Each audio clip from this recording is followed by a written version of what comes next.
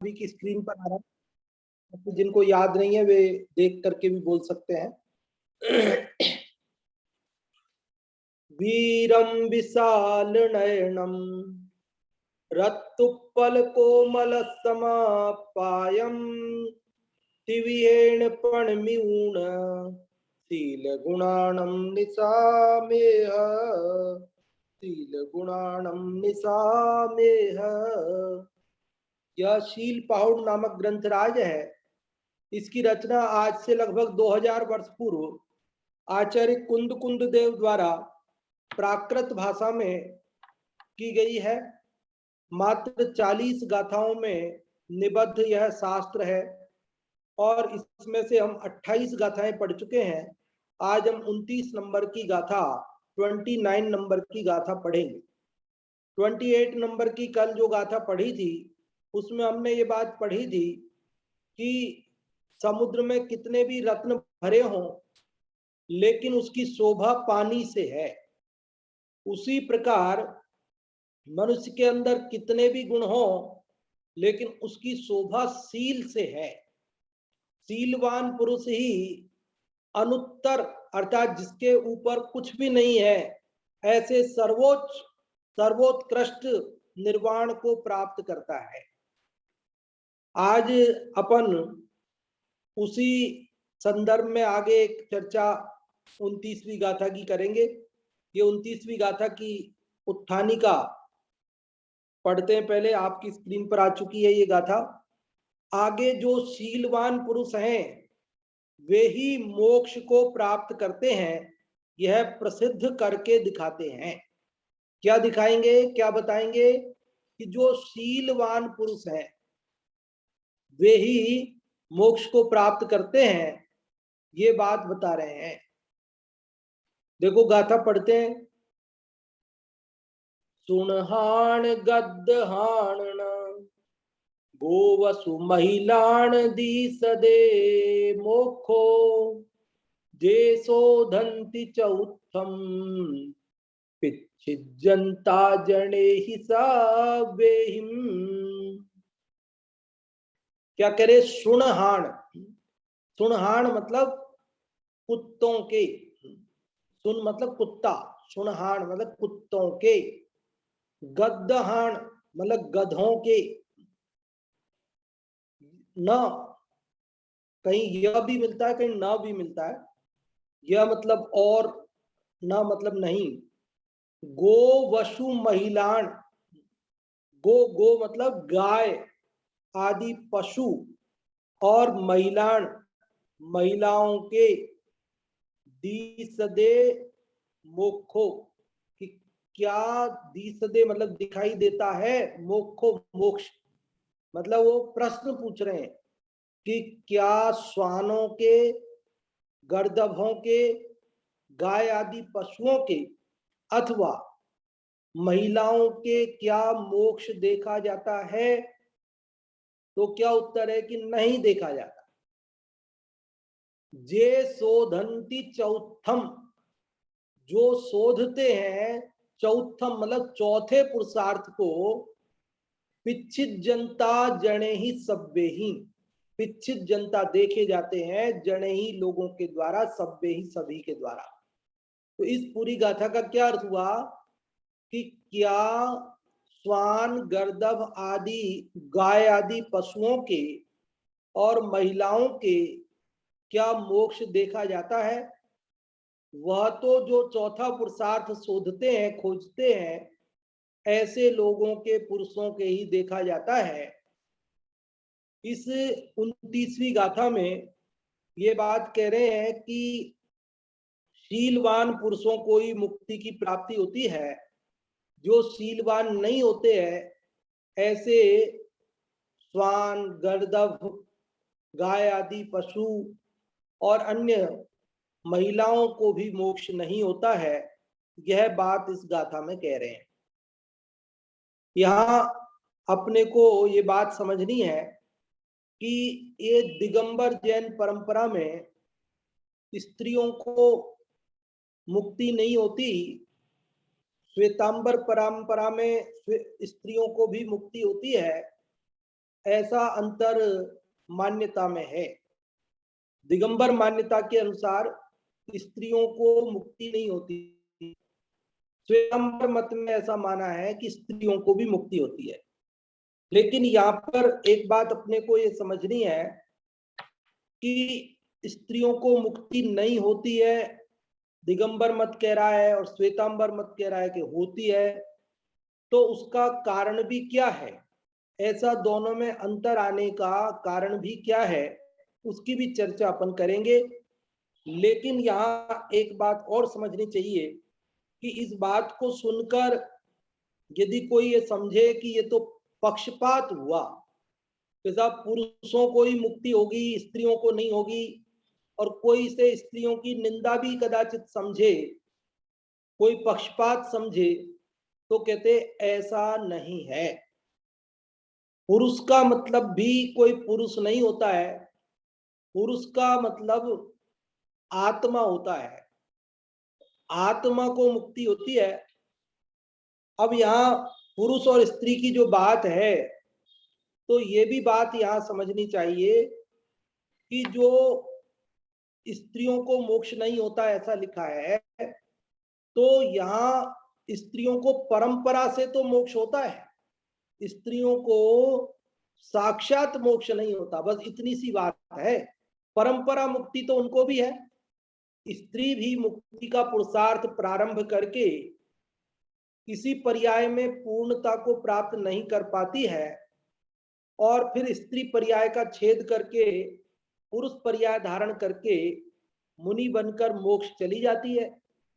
तो ऐसा नहीं है कि स्त्री मोक्ष के मार्ग का पुरुषार्थ प्रारंभ ही नहीं कर सकती है, पंचम गुण स्थान तक तो स्त्री को भी होता है, वह भी आर्यिका तक बन सकती हैं और व्रत अंगीकार कर सकती हैं, सम्यक दर्शन ले सकती हैं, ये सब उस भूमिका में संभव है। हाँ, साक्षात मुक्ति नहीं है, ये बात यहां समझना। एक और बात यह है कि जो पुरुष है वो भी द्रव्य पुरुष की बात है। यहां पर यदि भाव से विचार किया जाए तो किसी पुरुष को भी भाव स्त्री वेद का उदय हो सकता है। शरीर तो पुरुष का है और भाव उसके स्त्री जैसे हो सकते हैं, और ऐसे को मुक्ति प्राप्त हो सकती है, कोई दिक्कत नहीं है। अब यहीं पर वो जो श्वेतांबर दिगंबर मत में जो अंतर आया, वो यहीं से मुझे लगता है अंतर आया, क्योंकि कर्णान योग में ये बात बताई है कि द्रव्य से स्त्री होना आवश्यक है, पुरुष होना आवश्यक है। हाँ, भाव से यदि उसके स्त्री वेद का भी उदय हो सकता है, पुरुष वेद का भी हो सकता है।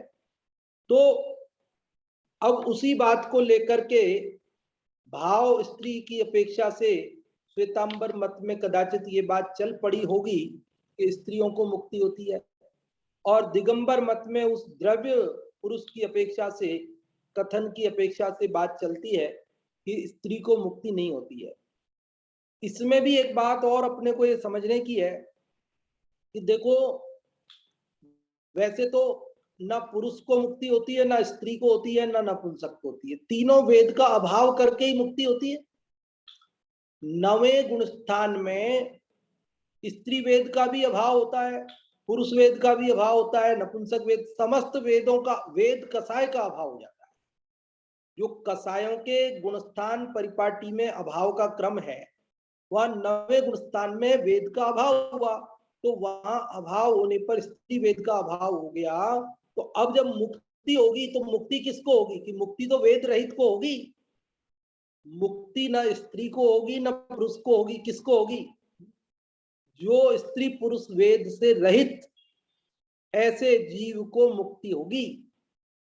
हाँ, भूत की अपेक्षा से, भूत नैगम्य की अपेक्षा से वो बात कहने में आती है। देखो, एक स्क्रीन पर हम आपको एक क्लिप शेयर कर रहे हैं, एक आप देखें कटिंग, जिसके अंदर अपने तत्वार्थ सूत्र का जो 10वां अध्याय है उसका अंतिम सूत्र है, उसमें ये चर्चा आई है देखिए ये आपकी स्क्रीन पर आपको दिखाई दे रहा होगा, लिंग के संदर्भ में ये बिंदु है आपका। इसमें कह रहे हैं प्रत्युत्पन्न नय की अपेक्षा तो वेद रहित अवस्था में ही मुक्ति होती है। प्रत्युत्पन्न नय मतलब क्या? वर्तमान नय। तो वर्तमान नय की अपेक्षा से तो वेद रहित अवस्था में ही मुक्ति होती है। पुरुष वेद का भी भाव होगा, स्त्री वेद का, नपुंसक वेद का, सबका भाव होगा, तभी मुक्ति होती है। भूत प्रज्ञापन नय की अपेक्षा तीनों ही भाव वेदों से मुक्ति होती है। अब जो भूत प्रज्ञापन नय है, भूतकाल में क्या था? तो भूतकाल में तो वह तीनों ही भाव वेदों से मुक्ति होती है। भाव वेद, ध्यान रहे, भले भाव से वह स्त्री हो कि पुरुष हो कि नपुंसक हो, नवे गुण स्थान में वहां जब अभाव होगा उसके पूर्व में कोई भी वेद का उदय उसको हो सकता है, तो वह मुक्ति जाएगा, उसमें कोई बाधा नहीं है। किंतु द्रव्य से पुल्लिंग ही होना चाहिए। अब देखना, कोई संदेह नहीं रखना, कंफ्यूजन नहीं रखना, बात को क्लियर समझ लेना कि वर्तमान नय की अपेक्षा से तो जो मुक्ति जाने वाला जीव है वो वेद रहित होगा तभी जाएगा। भूत प्रज्ञापन नय मतलब वो नवे गुण स्थान में जब अभाव किया उससे पहले कौन सा भाव था, उसको कौन से वेद का उदय था, तो कहते तीनों में से किसी का भी हो सकता है। लेकिन द्रव्य की अपेक्षा से तो शरीर उसका पुल्लिंग ही होना चाहिए, ये बात है। और अब अन्य, ये लिंग वाली बात तो हो गई। वैसे लिंग का एक दूसरा भेद ऐसा भी चलता है, सग्रंथ लिंग और निर्ग्रंथ लिंग। तो यहाँ प्रत्युत्पन्न नय से निर्ग्रंथ लिंग से ही मुक्ति मिलती है, और भूत प्रज्ञापन नय से सग्रंथ लिंग से ही भी मुक्ति होती है। अब ये क्या है? वही प्रत्युत्पन्न और भूत प्रज्ञापन, ये तो बता ही दिया आपको, वर्तमान नैगम नय, भूत का नैगम नय। तो एक तो निर्ग्रंथ लिंग, निर्ग्रंथ लिंग अर्थात नग्न दिगंबर दशा से ही मुक्ति होती है वर्तमान में। और पहले तो सग्रंथ था, गृहस्थ था, वहां वस्त्रादि धारण करता था, चौथे गुण स्थान में भी धारण करता था, पांचवें में भी करता था, और फिर बाद में उसने वस्त्र त्याग दिए। तो भूत नैगम नय से देखा जाए तो सग्रंथ लिंग वाले को भी मुक्ति होती है, और वर्तमान नय की अपेक्षा से देखा जाए तो वह निर्ग्रंथ को ही मुक्ति होती है। तो अब अपन ने इससे ये बात, आपको कोई संशय नहीं रहे मन में, क्लियर रखना, कहीं तो आप कुछ समझ लो और कहो कि पंडित जी ने ऐसा कहा था। नहीं समझ में आए तो आप वापस सुन लेना इसको, और कोई बात नहीं समझ में आए तो भी पूछ भी लेना, तो और क्लियर कर लेना, लेकिन गलत बात दिमाग में लेकर मत जाना। यहाँ इस 29वीं गाथा में ये बात बता रहे हैं कि शीलवान पुरुषों को मुक्ति होती है, अन्य जो श्वान, गर्दभ, गाय आदि पशु और महिलाओं को मुक्ति नहीं होती है। तो एक तो बात यहाँ जो दिगंबर परंपरा में स्त्री मुक्ति नहीं होती है, उस संदर्भ में अपन ने की कि भाई उसका क्या मतलब है। वह द्रव्य स्त्री की बात है, बाकी भाव से तो वह कुछ भी हो सकता है। और उसकी बात भी अपन ने की कि नवे गुण स्थान में उसका अभाव करके ही मुक्ति को जाता है। तो वर्तमान नैगम नय से देखा जाए तो वो तीनों भावों का ही अभाव करके ही मुक्ति को प्राप्त करता है। और श्वेतांबर मत में जो स्त्री मुक्ति की मान्यता है वो भी इस भाव वेद की अपेक्षा चल पड़ी होगी, ऐसा प्रतीत होता है, हम ऐसा समझते हैं। हाँ जी। तो और पुरुष, यदि कोई पुरुष है तो उसके पुरुष होने मात्र से वह मुक्ति चला जाएगा, ऐसा भी नहीं है कि साहब सभी पुरुषों को मुक्ति हो जाएगी, ऐसा भी नहीं है। तो जो पुरुष मोक्ष का पुरुषार्थ करेगा ना, जो शील धारण करेगा, वही मुक्ति को प्राप्त हो सकता है। शील मतलब अपना स्वभाव, अपनी आत्मा का स्वरूप जाने, उसकी श्रद्धा करे और उसमें रमे, वही मुक्ति को प्राप्त हो सकता है। अन्य कोई मुक्ति को प्राप्त नहीं हो सकता है। ये चौथा पुरुषार्थ का ना, जे शोधंती चौथम, चौथे पुरुषार्थ, क्योंकि लोक में 4 पुरुषार्थ माने गए हैं। लोक में कितने पुरुषार्थ माने गए हैं? 4 पुरुषार्थ, धर्म, अर्थ, काम और मोक्ष। 4 पुरुषार्थ माने धर्म, अर्थ, काम, मोक्ष। तो इनमें चौथा पुरुषार्थ जो मोक्ष पुरुषार्थ है। पुरुषार्थ क्या? पुरुष का, पुरुष मतलब आत्मा, और अर्थ, अर्थ मतलब प्रयोजन। आत्मा का जो प्रयोजन सिद्ध करे वो पुरुषार्थ। प्रयोजन मतलब क्या? प्रयोजन क्या है हमारा? कि जे त्रिभुवन में जीव अनंत, सुख चाहे दुख ते भयवंत। हम सबका क्या प्रयोजन है? कि दुख मिट जाए और सुखी हो जाए, यही तो हम दुख मिट जाए और सुखी हो जाए, ऐसा जो चौथा मोक्ष पुरुषार्थ है, इस पुरुषार्थ की प्राप्ति शीलवान पुरुषों को ही होती है, अन्य किसी को नहीं होती है। यह बात इसमें बताई गई है। शीलवान यहां पर जो कहा है, तो देखिए अब ये सील, कौन से सील की बात चल रही है?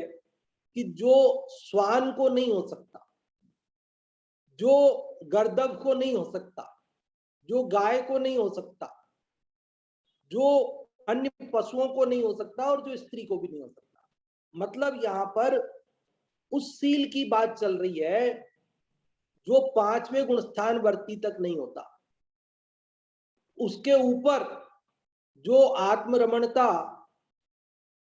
है, वही यहां सील से अपने को समझना चाहिए, क्योंकि उसको ही यहां कह रहे जो इनमें तो नहीं होता और इसमें होता है। तो जिसको होता है वह मुक्ति को प्राप्त करता है।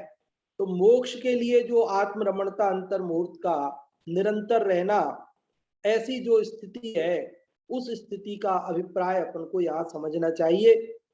क्योंकि ये कह रहे हैं कि शीलवान पुरुषों को मुक्ति होती है और अन्य को नहीं होती है। अब इसका अर्थ वगैरह सब पढ़ेंगे, और बहुत सारी चर्चा इसके संदर्भ में अपन इसी अष्टपाउड के दूसरे पाउड में करके चुके हैं। दूसरा पाउड जो सूत्र पाउड है, उस सूत्र पाउड में बहुत अच्छे से 5 गाथाओं में विशेष रूप से ये प्रकरण अपन ने पढ़ा था। सूत्र पाउड की गाथा नंबर 22 से लेकर 26 तक, यदि ये ग्रंथ आपके पास है तो इसमें पेज नंबर 55 है। 55 नंबर पेज पर, 55 नंबर पेज पर से ये 22वीं गाथा से प्रकरण सूत्र पाउड में चलता है। मैं वो पूरी 5 गाथाएं तो आपको नहीं बताता हूं, लेकिन 2 गाथाएं इसमें से बताना चाहता हूं, जिसमें आपको थोड़ा समाधान होगा कि किस प्रकार से ये चर्चा है। सबसे पहले आप 26 नंबर की गाथा देखें, पेज नंबर 58 है, और ये 26 नंबर की गाथा आपकी स्क्रीन पर भी आ गई है। ये देखिए आपकी स्क्रीन पर आ चुकी है 26 नंबर की गाथा, सूत्र पाउड की है ये, दूसरे पाउड की। क्या लिखा है इसमें, सीधा अर्थ पढ़ देते हैं नीचे से। उन स्त्रियों के चित्त की शुद्धता नहीं है, वैसे ही स्वभाव ही से उनके ढीला भाव है, शिथिल परिणाम है, और उनके मासा अर्थात मास मास में रुधिर का स्राव विद्यमान है, उसकी शंका रहती है, उससे स्त्रियों के ध्यान नहीं है। देखो यहां सीधी सी बात ये कह रहे हैं कि ध्यान से मुक्ति होती है, और स्त्री को ध्यान की वो उत्कृष्ट दशा प्राप्त नहीं हो पाती जो मुक्ति के लिए आवश्यक है। मतलब यहां कोई पक्षपात की बात नहीं है, लेकिन ये पर्यायगत धर्म की बात है, पर्यायगत कमजोरी की बात है। देखो ये इसमें कोई पक्षपात वाली बात नहीं है भाई। प्रकृति में भी पुरुष और स्त्री की जो संरचना है, उनके दोनों में जो अंतर है, प्राकृतिक अंतर है, वो है। उसमें कोई ने पक्षपात किया ऐसा थोड़ी है। अब स्त्री पुत्र को उत्पन्न कर सकती है, पुरुष नहीं कर सकता है, तो वो उसकी अलग अलग व्यवस्था है। तो ऐसे ही स्त्री की जो पर्याय की जो योग्यता है, उस पर्यायगत योग्यता ऐसी है कि उसमें वह मुक्ति के लायक पुरुषार्थ नहीं संभव है।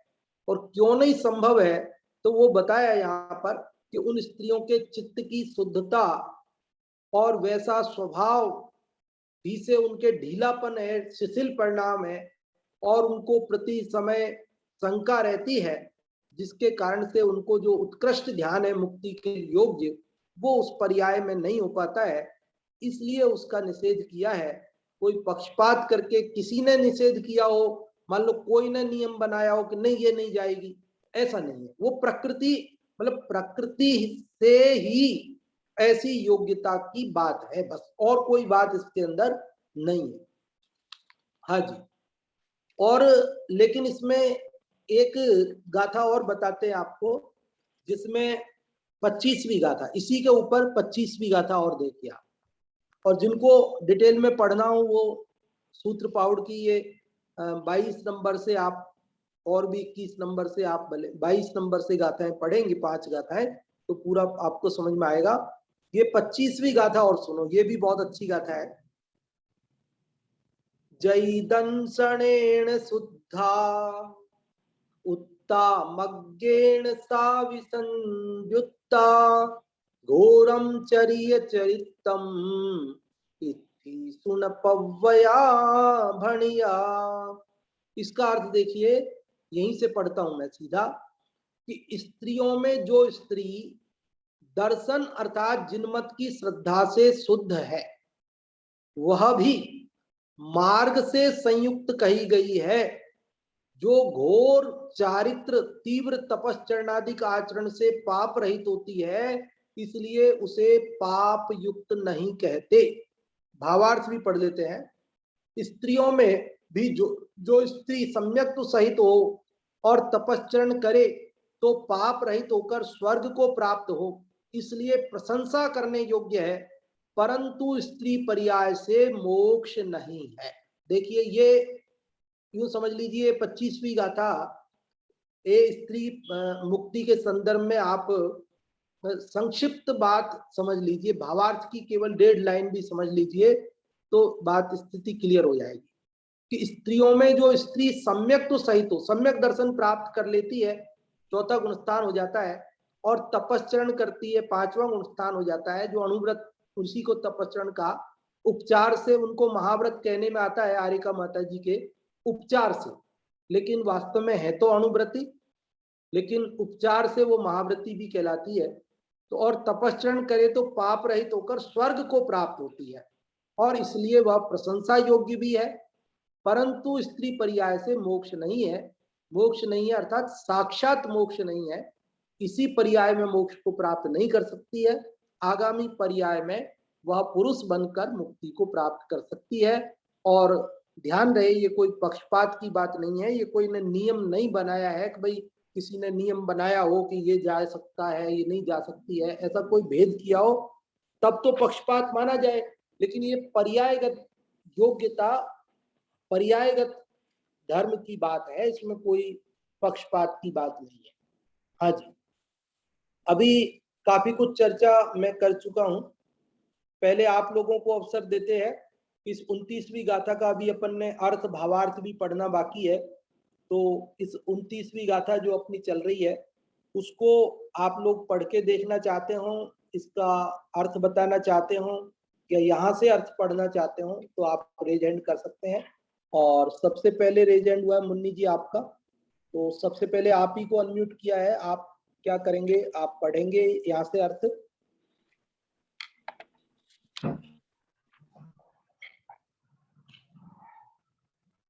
आचार्य कहते हैं,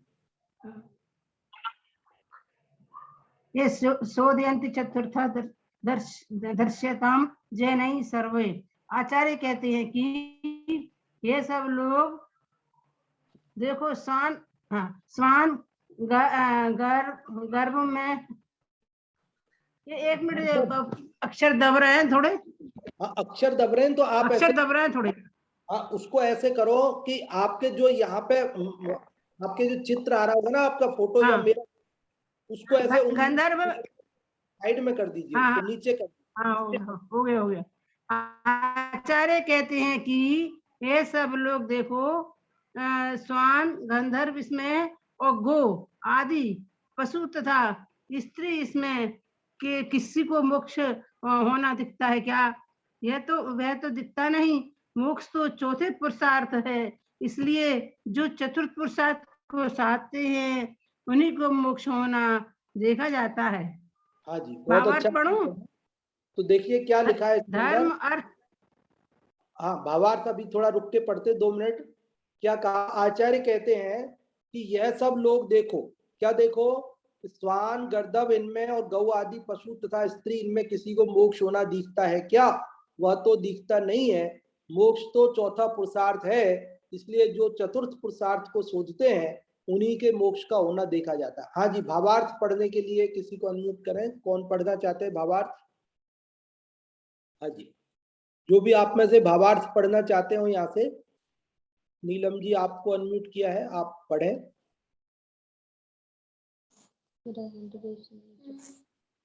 धर्म अर्थ काम मोक्ष।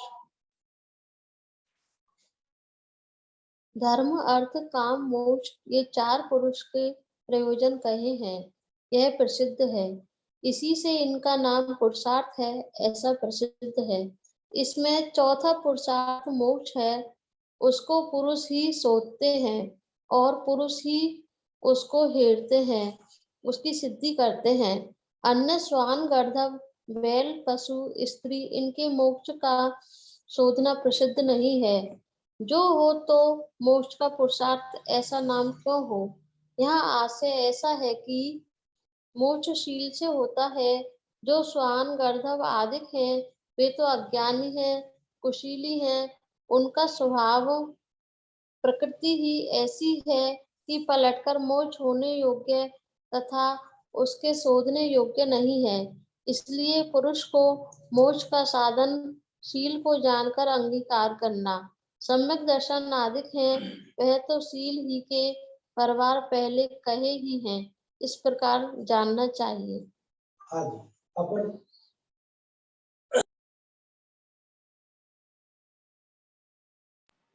हाँ जी, बहुत अच्छा आपने पढ़ा नीलम जी, बहुत बहुत धन्यवाद।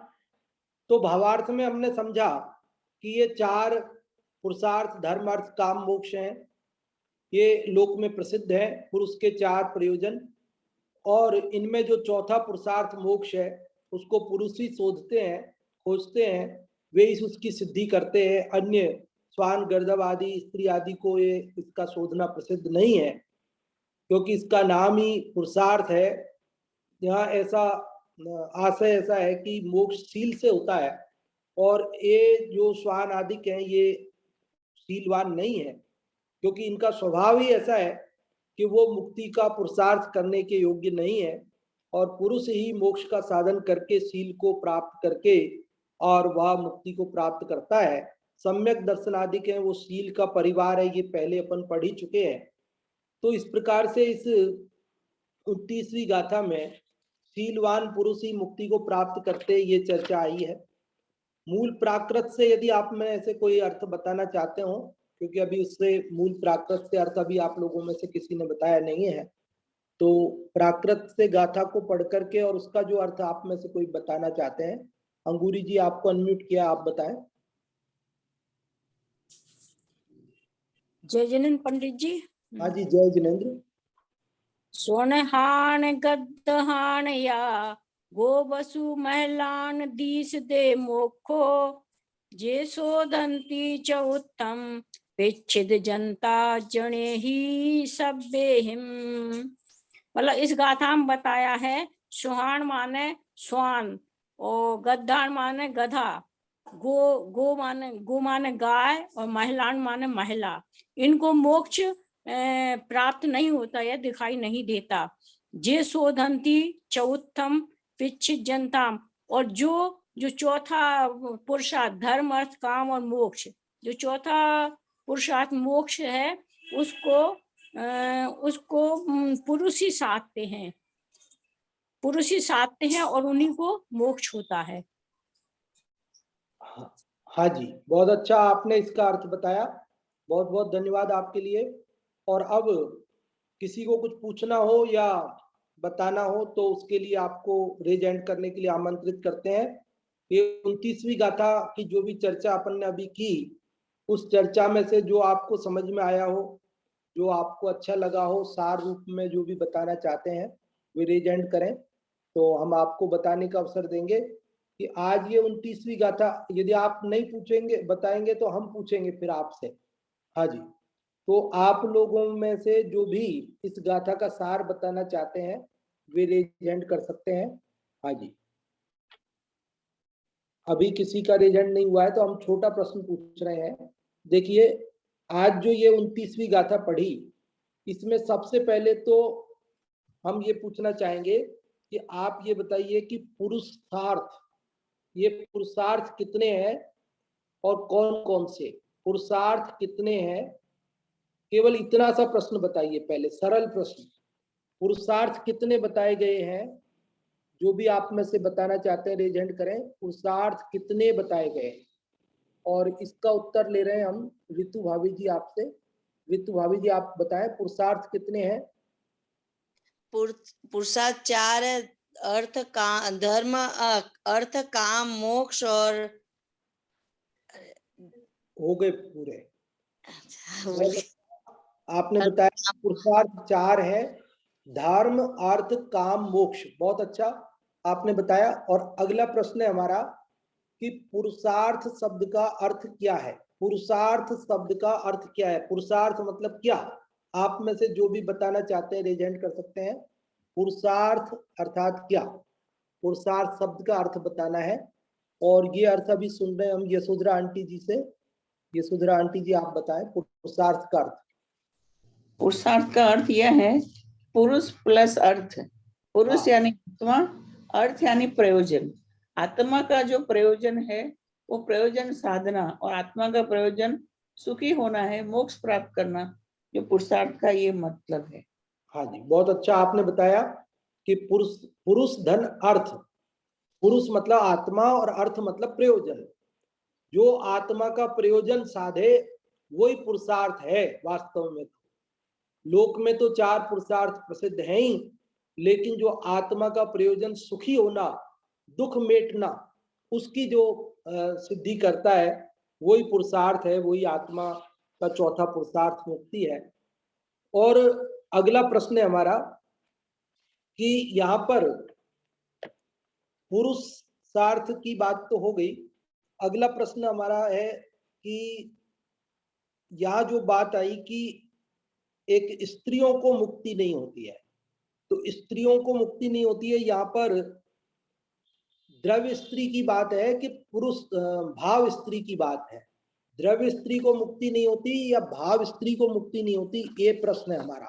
आप में से जो भी उत्तर देना चाहते हैं वे रेज हैंड कर सकते हैं। और शशि जी आपको अनम्यूट किया है, आप बताएं। पंडित जी जय जिनेन्द्र। जय जिनेन्द्र। स्त्री को द्रव्य उससे नहीं हो सकती है, भाव से हो सकती है। हाँ जी, द्रव्य स्त्री को मुक्ति नहीं होती है, भाव स्त्री को मुक्ति हो सकती है। कि शरीर तो पुरुष का हो, भाव कदाचित उसके स्त्री के हो, स्त्री वेद का उदय हो उसके, तो भी वह मुक्ति को प्राप्त कर सकता है। अब अगला प्रश्न हमारा यह है कि जब ये बात आई कि भाई भाव स्त्री से मुक्ति पा सकता है तो द्रव्य स्त्री को मुक्ति नहीं होती है, तो भाव स्त्री से मुक्ति पा सकता है, तो ये भी बात भूत नैगम्य से कही गई है। जो वर्तमान नैगम्य से बात करें तो 9वें गुण स्थान में उसका भी स्त्री वेद का भी अभाव होगा और उसके बाद से मुक्ति होगी, अर्थात उसे वेद का अभाव होने पर ही मुक्ति होती है। तो ये प्रश्न आपको ध्यान में रहेगा ही, स्त्री वेद का कौन से गुण स्थान में अभाव होता है? जो भी बताना चाहते हो, स्त्री वेद का कौन से गुण स्थान में अभाव होता है? हाँ जी, मुन्नी जी आपको अनम्यूट किया है, आप बताएं स्त्री वेद का कौन से गुण स्थान में अभाव होता है? स्त्री वेद, पुरुष वेद और नपुंसक वेद, इन तीनों को 9वें गुण स्थान में अभाव होता है। हाँ जी, 9वें गुण स्थान में अभाव होता है। 9वें गुण। हाँ जी, अब हमारा अगला प्रश्न ये है कि स्त्रियों को मोक्ष नहीं होता ऐसा कहकर क्या पक्षपात किया गया है, कोई भेदभाव किया गया है? यहाँ जो स्त्रियों को मोक्ष नहीं होता ऐसा कहकर क्या स्त्रियों की निंदा की गई है, क्या उनका अपमान किया गया है ऐसा कहकर? क्या मतलब है इसका, और इसका उत्तर हम सुनना चाहेंगे। अनेक लोग बताना चाह रहे हैं। यशोधरा आंटी जी से आप बताएं। उसका उत्तर यह है कि स्त्री का स्वभाव जो है वो पुरुषार्थ साधने का है ही नहीं। उसका स्वभाव मतलब उसका पुरुषार्थ ही ढीला है। वो इतना उत्कृष्ट पुरुषार्थ नहीं कर सकते हैं कि वो ऊपर के गुणस्थान तक पहुंचे। 5वें गुणस्थान से आगे का गुणस्थान उनका नहीं होता है। ये कोई भेदभाव की बात नहीं है। उसके स्वभाव से, उनकी प्रकृति से ही ये बात कही गई है कि वो उत्कृष्ट ध्यान जो अंतर्मुक्त होता है, वो उत्कृष्ट अंतर्मुक्त ध्यान उस स्त्री का नहीं हो सकता है, इसलिए उनको मोक्ष नहीं हो सकता है। हाँ जी, बहुत अच्छा आपने बताया। और ये मतलब क्या होता है, जैसे जहां तक मेरे ध्यान में, आंटी जी आपको तो ध्यान में होगा ही, आप क्लियर कर देंगी कि शायद स्त्री 7वें नरक तक भी नहीं जाती है ना, पुरुष ही जा सकता है। शायद इस बारे में भी आप थोड़ा सा बता देना, शायद आपको ध्यान में होगा। 6ठे नरक से आगे नहीं जाती स्त्री। कौन से? 6ठे नरक से। 6ठे नरक से आगे नहीं जाती है, और पुरुष 7वें तक जाता है। तो देखिए, एक तरफ आपको स्त्री को मुक्ति नहीं होती है, तो दूसरी तरफ 7वें नरक में भी नहीं जा सकती है, क्योंकि जो कम में सूरा सो धम में सूरा, मतलब जो इधर का पुरुषार्थ प्रबल नहीं करती है ना, तो प्रबल पाप भी नहीं कर सकती है। इतना पाप भी नहीं करेगी कि 7वें नरक में चली जाए। तो पुरुष इतना पुरुषार्थ करके करता है, मुक्ति भी चला जाए, और उल्टा पुरुषार्थ करके 7वें नरक भी चला जाए। तो अगर पक्षपात किया होता, अपमान करना होता, कुछ उसके प्रति कोई स्त्री निंदा का भाव होता, तो फिर उसको 7वें नरक तक जाता हुआ बताते ना, पुरुष को नहीं बताते। जबकि लेकिन कह रहे पुरुष 7वें नरक तक जाता है, लेकिन स्त्री नहीं जाती है, वो 6ठे तक ही। तो इसका मतलब ये बात सिद्ध हो गई कि यहाँ कोई निंदा का या पक्षपात का कोई बात ही नहीं है। ये तो केवल वस्तु की व्यवस्था है। पर्यायगत योग्यता सबकी न्यारी न्यारी होती है, और उस योग्यता का ज्ञान मात्र यहाँ कराया गया है। और इस संदर्भ में यदि हमें पढ़ना हो, तो हमने यहाँ पर एक इसी ग्रंथ में बताया था, यदि किसी को याद हो, कौन से पाउड की कौन सी गाथाओं में ये प्रकरण आया है, हमने बताया। यदि किसी को नंबर याद हो, पाउड का नाम याद हो, तो आप बता सकते रेज हैंड करके। चलो, यशोधरा आंटी जी को याद है, बताइए। सूत्र प्रौढ़ की मतलब 20 से लेकर के 26 गाथा तक में जो अपन ने 25 और 26 उसमें बताया है कि स्त्री को मोक्ष। सूत्र प्रौढ़ की जो 22 से 26 गाथाओं में ये प्रकरण विशेष रूप से आया है, और अपन ने उसकी 2 गाथाएं 25 और 26 भी पढ़ी, और वहां पर हमने ये बात भी पढ़ी 26वीं गाथा में कि भाई उनको क्यों नहीं मोक्ष हो सकता है, क्योंकि उनके उस पर्याय में उस मोक्ष के योग्य ध्यान की सिद्धि नहीं हो सकती है। और ये भी बात है कि नग्न दिगंबर दशा से ही मुक्ति की प्राप्ति होती है, और वह भी स्त्री पर्याय में संभव नहीं है। 25वीं गाथा में एक बात विशेष पढ़ी कि भाई जो स्त्रियां हैं वे भी सम्यक दर्शन पा सकती हैं, वे भी तपश्चरण करके अणुव्रत पालन करके स्वर्ग चली जाती हैं और प्रशंसनीय होती हैं। बस बात इतनी सी है कि वे उसी पर्याय से मुक्ति को प्राप्त नहीं करती हैं, बाद में स्त्री पर्याय को छेद करके और आगामी पर्याय में पुरुष बनकर, मुनि बनकर मुक्ति को प्राप्त करती हैं। ये बात यहाँ पर अपन ने आज पढ़ी। अब और भी कोई कुछ बताना चाहते हो, पूछना चाहते हो, तो आप रेज हैंड कर सकते हैं। और आज की जो भी चर्चा अपन ने की इस 29वीं गाथा के माध्यम से, उसका सार बताने के लिए भी हम आपको आमंत्रित करते हैं। जो भी आप में से सार बताना चाहते हैं, जितना याद रह जाए, ऐसा कोई जरूरी नहीं कि सारा ही आपको याद रहे।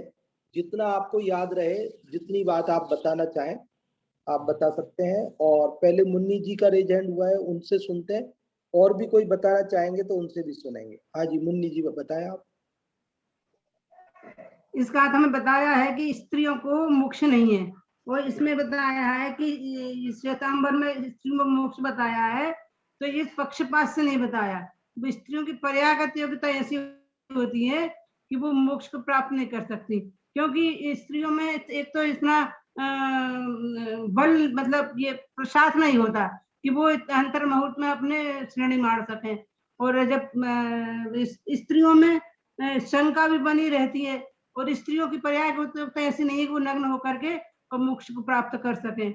इसमें पक्षपात की बात नहीं है। स्त्रियां तो ऐसी हैं कि वो तीर्थंकर को जन्म देती हैं, बहरहाल उनमें मोक्ष आने की सामर्थ्य नहीं है। स्त्रियां छठे नरक तक जा सकती हैं और पुरुष सातवें नरक तक जा सकते हैं।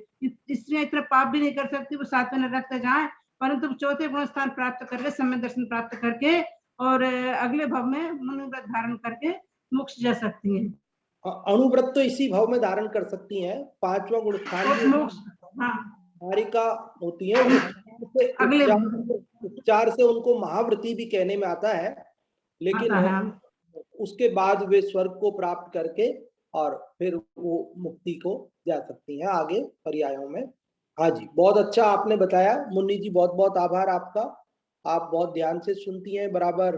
जब से अपनी ऑनलाइन कक्षाएं चल रही है तब से आप अनेक लोग हमारे साथ जुड़ करके लाभ ले रहे हैं और हमें भी लाभ दे रहे हैं। और रितु भाभी जी, आपका भी रेज हैंड है, आप भी बताएं। जय जिनेन्द्र। इसमें ऐसा समझ में आया कि स्त्रियां भले कितना भी पाप करे वो मतलब छठे सातवें तक नहीं जा सकती, और छठी इतना तक जा सकती है, सातवें में नहीं जा सकती। सातवें में नहीं जाती, और कितना भी पुरुषार्थ करे और अगर वो करना भी चाहे तो भी नहीं कर सकती, क्योंकि स्त्रियों की हर समय अगर वो वन जंगल में जाके बैठे करे तो वो हमेशा कर भी नहीं सकती है, क्योंकि उनके ऐसे सब ऐसे ही होता है, तो भयाक्रांति रहती है। इसके लिए वो कितना भी पुरुषार्थ करे तो वो स्त्री पर्याय में मोक्ष भी नहीं जा सकती है।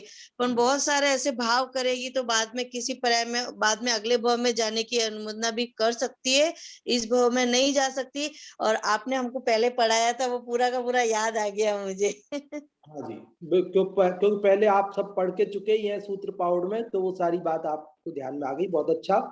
हाँ जी, और भी कोई कुछ बताना चाहते हो तो और एक जने को हम अवसर दे सकते हैं, फिर अपना समय पूर्णता की ओर जा रहा है।